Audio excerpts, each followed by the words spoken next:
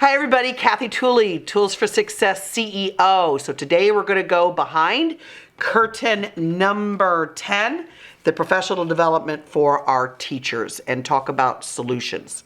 So in my book, I really talk about 7 solutions in dealing with professional development for our teachers. I'm not going to talk about all 7 of them on this video. I really want to hit a top few that I really want to speak about. You can read more about in the book, and the link to the book will be included. So in the video where I talk about professional development, I talk about that just like anything in life, people have to continually be trained, right? When I started teaching 30 years ago, students aren't the same. Things have changed. There's different technology. I think I said this in the last video, but it bears repeating. I know some of you are going to laugh, but I lived in a world where we didn't have email. So it's changed. So there are really just a few things that I really want to talk about solutions. Here's number 1.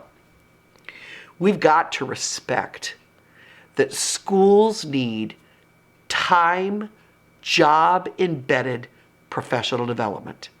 Now, guess what that's going to mean for those of you watching this as parents?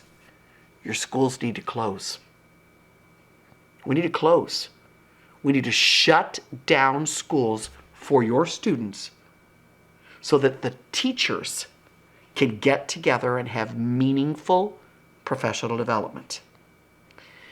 I have watched in our state where parents have absolutely thrown a temper tantrum at our state house that, quote, schools are gone and their children aren't in schools. Let me give you the translation for that. Schools are my full-time babysitter, and if schools aren't in session, I might have to actually, parent. I don't know. It's ludicrous to me. I don't understand.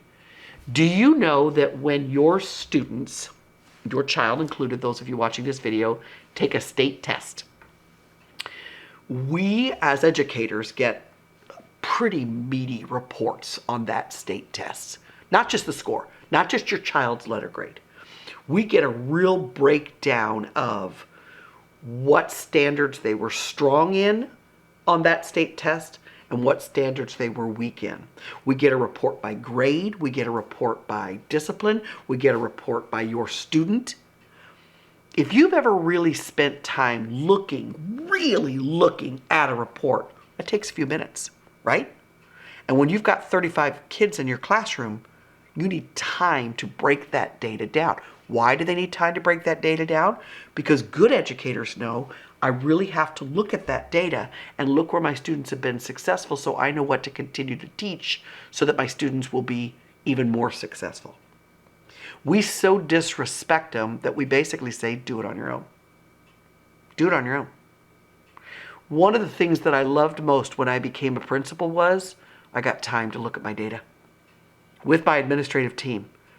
Because I'm looking at the data differently than a teacher is, because they're looking at their classroom, I'm looking at the whole school. But I got time. So that's my first solution. We have got to build in professional development days for schools. I believe minimally 1 per quarter. Minimally 1 per quarter. I don't need them every week, but 1 per quarter minimally. The second thing that I think is absolutely critical is we've got to look at what we provide teachers for professional development. And what I mean by that is this. We have to look at the data of where the school is and make sure that the professional development aligns to where the weakest data is. If our students' issue is that rigor is not strong enough, then we need to provide professional development on rigor. If we find that it's an engagement issue, we need to find professional development in engagement. If we find that it is a comprehension issue, then we need to find good professional development on comprehension. Make sense? So we need to offer the professional development to the teachers in the data where we're weak. And then again, there's 7 points, but I'm only going to hit one more. It's often best, I think, to look at an outside source, and I'm not saying that because I'm a company that provides it. Here's why. As a teacher, I would always give my best lesson, right? I never went up and thought I'm going to teach something and hope nobody understands this.